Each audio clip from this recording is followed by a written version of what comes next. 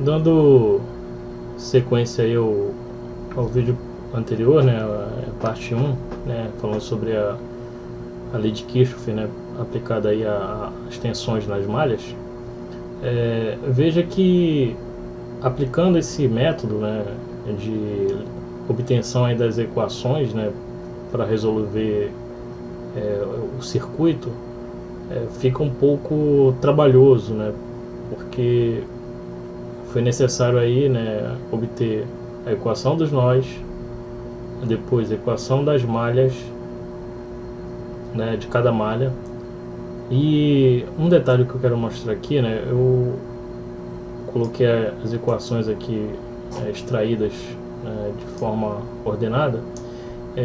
Observe que eu tenho 3 equações e as equações que foram obtidas na malha, né, ou seja, na malha alfa, veja que ela tem uma das correntes, né, que se deseja encontrar, né, que é I1, não tem o I2, mas tem o I3. Nessa outra equação eu tenho o I2 e tenho o I3, mas não tenho o I1. Então, um outro passo aqui para que seja possível resolver essa equação é fazer aí um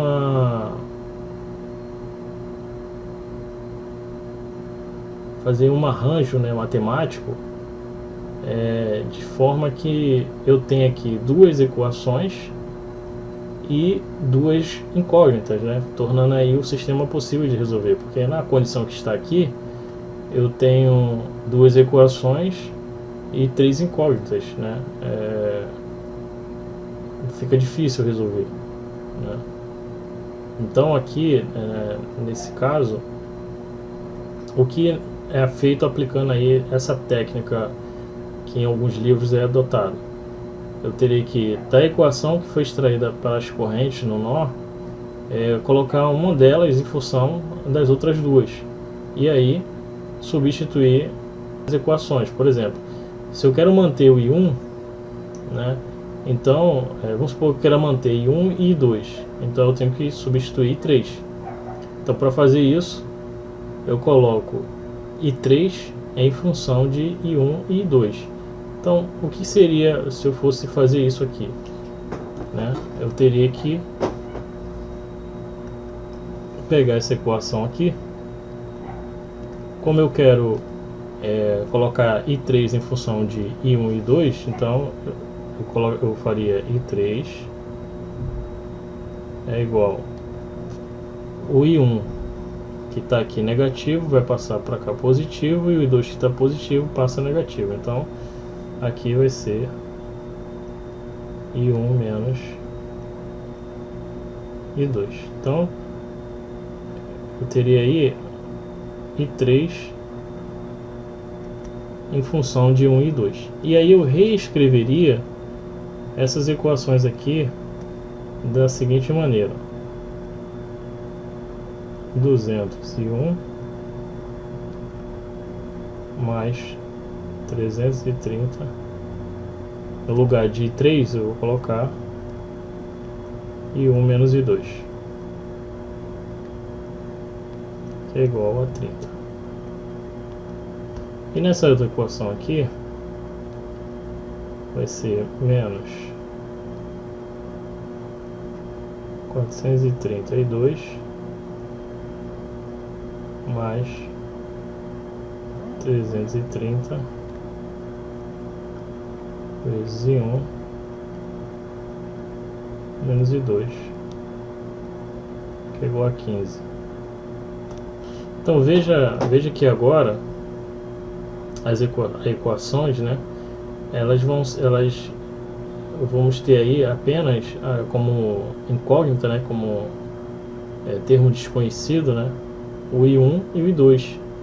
E aí eu tenho 2 equações, né, um sistema com 2 equações e 2 variáveis, tornando aí o sistema possível de ser resolvido. Agora, né, na verdade, a ideia aqui é mostrar uma forma mais simples de resolver isso, né? Embora quando o aluno está estudando, né, normalmente o professor ele pode aí pedir para que o aluno ele resolva seguindo esse método. Aí é uma questão imposta aí pelo professor da matéria. Mas se for numa resolução livre, né, em que o aluno ele pode arbitrar para que o método que ele vai aplicar na resolução, então eu vejo esse método que eu vou mostrar agora como mais simples, né, porque já é possível obter as equações sem ter que ficar arbitrando o sentido das correntes de cada ramo, sem ter que levantar equações de corrente, né, no nó, e depois ter que fazer essas substituições aqui. Então eu vou mostrar aqui para vocês como é que seria essa análise. Agora aqui analisando, né, por esse método que eu vou estar mostrando para vocês, né, para extrair as equações, né, por meio das tensões da malha. Então eu vou admitir aqui o seguinte: na verdade aqui eu tenho essa malha, né, tenho essa malha aqui e eu tenho essa outra malha maior aqui. Existe uma regrinha, né, para saber assim a quantidade de equações necessárias para poder resolver aí o circuito, né? E normalmente ele diz que é n-1, né? Então se eu tenho 3 malhas, né, então a quantidade de equação vai ser as 3 malhas menos 1. Então então eu precisaria de 2 equações para obter aí os valores aí das correntes em cada malha, né? Então, mas aqui eu vou fazer o seguinte, né? Eu vou considerar aqui essas 2 malhas, né? Eu vou atribuir aqui que nessa malha eu tenho uma corrente nesse sentido, que eu vou chamar de I1.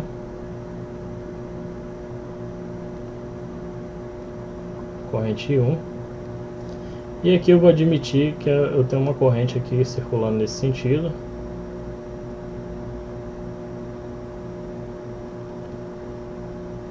que eu vou chamar de I2.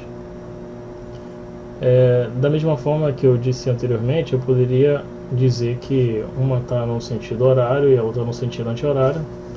Isso não vai fazer muita diferença. É só se atentar aí na hora de atribuir sinais algébricos para cada componente. Então, analisando aí a malha, vou chamar aqui de malha alfa, né? Continuar chamando aqui de malha alfa e aqui de malha beta. Então, analisando aí a malha alfa,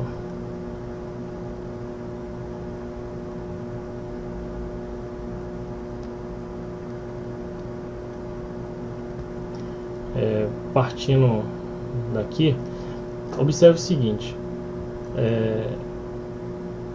nesse caso aqui, o resistor, né, como a corrente está entrando ali, ele tem aqui polaridade positiva, aqui negativa. Aqui é o menos da fonte de tensão, aqui é o mais, aqui é o mais, né, aqui é menos, aqui é menos, aqui é mais. Nesse resistor aqui eu não vou atribuir sentidos não vou atribuir polaridade, depois eu vou explicar o porquê. Aqui eu vou colocar mais, aqui menos, aqui mais, menos, mais, menos. Vamos trabalhar aqui com o seguinte critério de análise.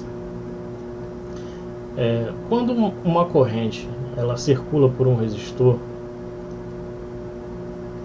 ela provoca aí nesse resistor uma queda de tensão, ou seja, existe aí um trabalho, né, que é realizado para que essas cargas elétricas que estão chegando aqui nesse ponto, elas sejam transferidas para esse outro ponto aqui. Então o que ocorre aqui, né, é uma queda de de potencial, né? Então, se eu estou considerando que esse potencial aqui é mais alto do que esse, né? Então está surgindo aqui uma queda. Então, a essa queda eu vou atribuir o sinal de menos, né? Então, a queda o valor da tensão aqui, né? Resultado aí do produto da resistência pela corrente vai ter um sinal algébrico negativo.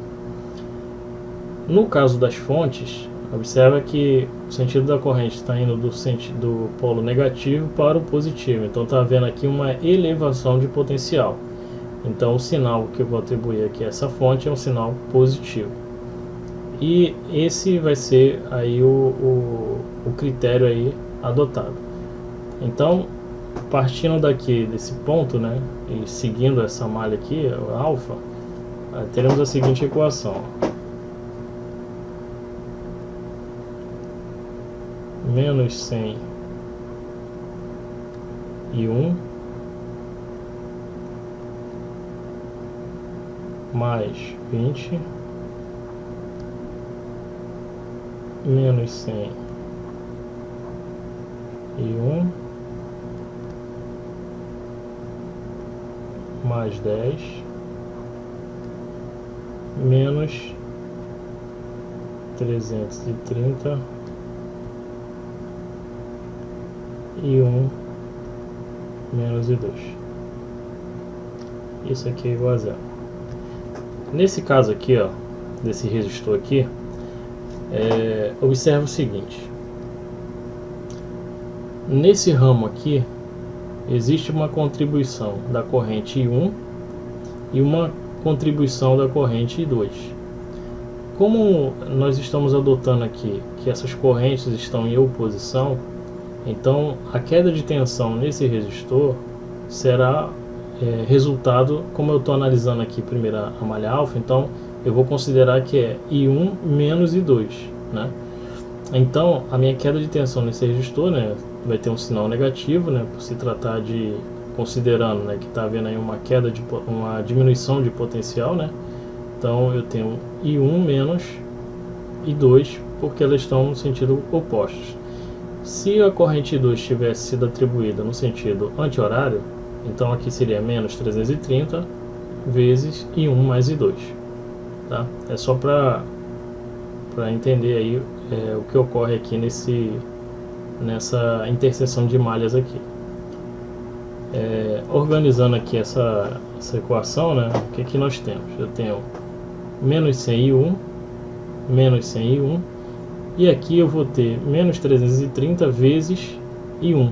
Então eu tenho menos 330i1, menos 100i1, menos 100i1. Então eu tenho 200i1 menos 331, que vai dar menos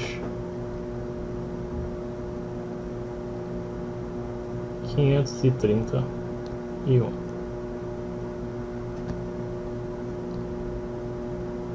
E aqui eu tenho menos 330 vezes menos I2, que vai dar mais 330. Então aqui eu tenho mais 332. Isso aqui vai ser igual, como aqui eu tenho mais 20 mais 10, vou ter mais 30, passando para o segundo membro, menos 30.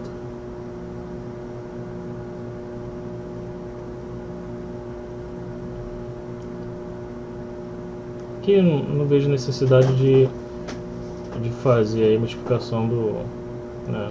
Pode se fazer, né? Vou multiplicar aqui por menos 1, só para que o primeiro elemento lá fique positivo, mas não tem muita necessidade de fazer isso não. Então aqui vai ficar menos, vai ficar mais, né, 31 menos 330 e 2 igual a 30. Então essa aqui é a nossa primeira equação.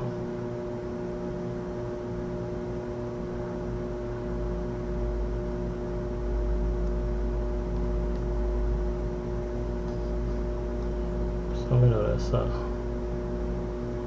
expressão aqui.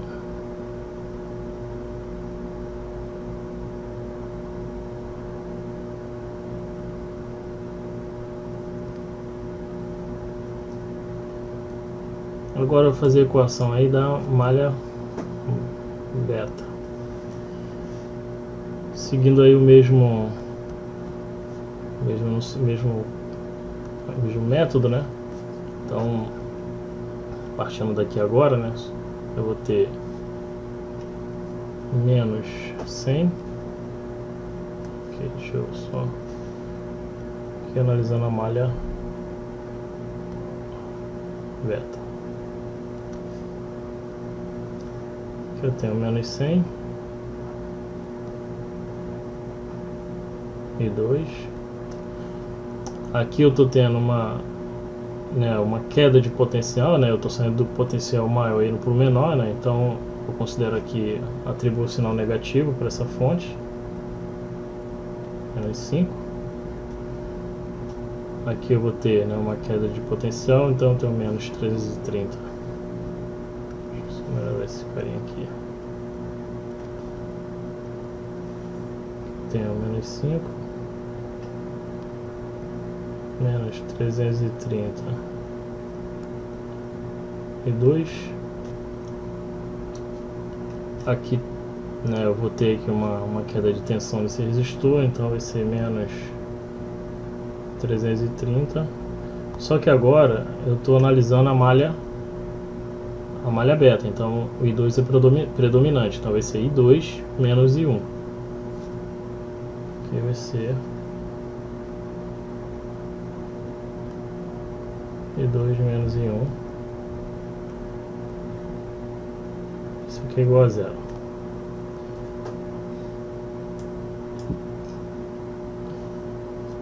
Organizando aqui, né, eu tenho... Opa, ainda tem mais uma... Deixa eu um detalhe aqui, peraí. Ainda tem essa outra fonte aqui, tinha esquecido dela.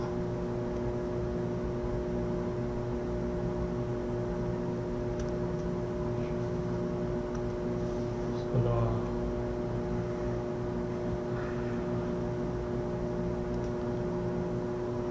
uma arrastada aqui.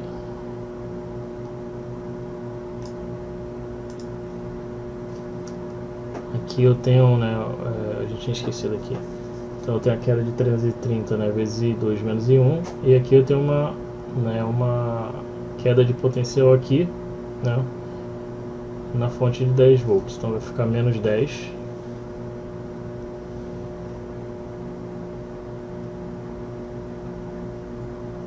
igual a 0. Só organizando, né, então eu tenho aqui menos I1, né, então vai ficar menos 330 vezes menos I1, vai ficar mais 330.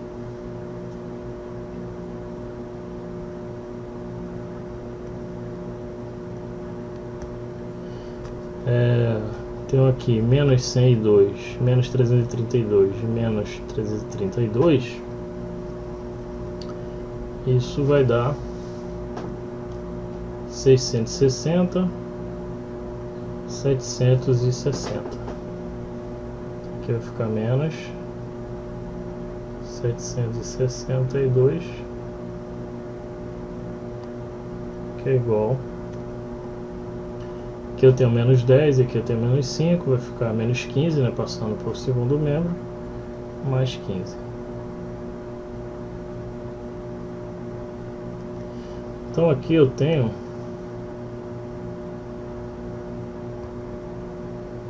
a minha equação da malha beta. Veja que, comparando aí com a quantidade de equações de cálculos que foram feitos, né, utilizando aquele método anterior, né, que eu mostrei no vídeo anterior, esse aqui é bem mais simples, né, porque eu não preciso aqui eu já defino as equações, né, das malhas, de forma que eu não preciso aqui ficar tentando substituir valores, né. Então eu, de forma direta, né, apenas analisando aí dessa forma, eu já obtenho aqui as duas equações, né, o sistema com duas equações e duas variáveis, né, tornando aí o sistema possível de ser resolvido. Então, só para comparar, né, na equação, na forma como foi resolvido anteriormente, né, que eu falei que é um método é mais trabalhoso, veja que, né, fazendo aquela substituição, né, chega-se a a equação aqui final, né, fazendo essa operação aqui, chega 531 menos 332, que é igual a 30, né, isso referente à malha alfa. Então observe que aqui, ó, no cálculo da malha alfa, ó, chegamos à mesma equação, ó. Tá vendo? 531 menos 332 igual a 30. Então, e na malha alfa, na malha bravo, né, a malha beta, temos aqui 331 menos 762, que é igual a 15. Então, ó, 331 menos 762 igual a 15. Então, perceba que, efetuando a aplicação da lei de Kirchhoff, né, para a malha, né, para a lei das malhas, aplicando esse método, né, essa metodologia, né, de considerar uma corrente única para a malha, né, torna o cálculo mais simples, né, mais rápido, né, mais prático. Então, esse aí é uma forma que é mais aplicada, né, normalmente se usa esse método para efetuar aí, né, análise por meio da equação das malhas, né. Dificilmente você vai se utilizar desse método aqui, né, pela forma trabalhosa que ele é, mas só voltando, né, se você estiver estudando e o professor ele exigir, né, que você aplique esse método, aí já é uma questão de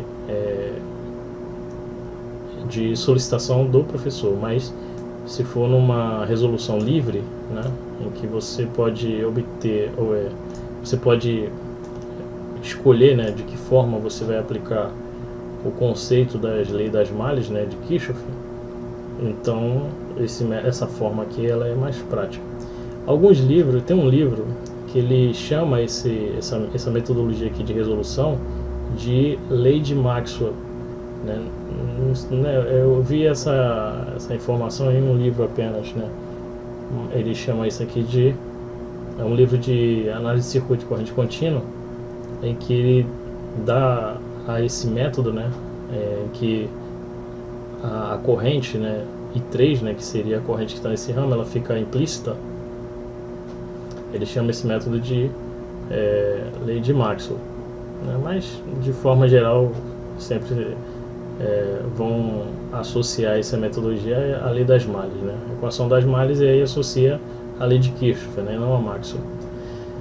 Então, essa foi uma aplicação, né? Eu vou estar fazendo uma outra aplicação prática, né? Sendo que aí eu vou estar falando sobre um outro tipo de circuito, né? Onde envolve aí aquele conceito de supermalha, né? Quando eu falei sobre a lei de Kirchhoff para as correntes, né? Tem aí o conceito aí do supernó, né? Que é quando entre dois nós existe ali uma fonte de tensão, né, apenas ela, né? Então ali forma o supernó.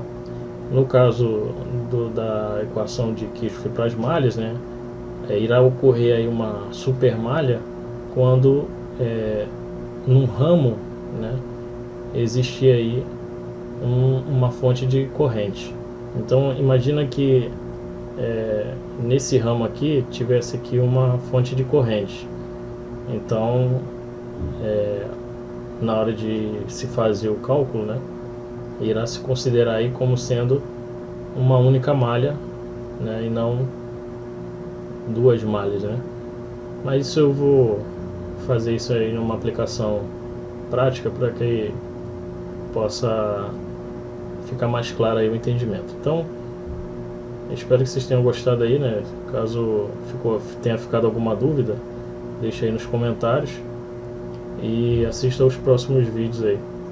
E você que ainda não é inscrito, se inscreva aí no canal, né, e compartilhe aí com os colegas.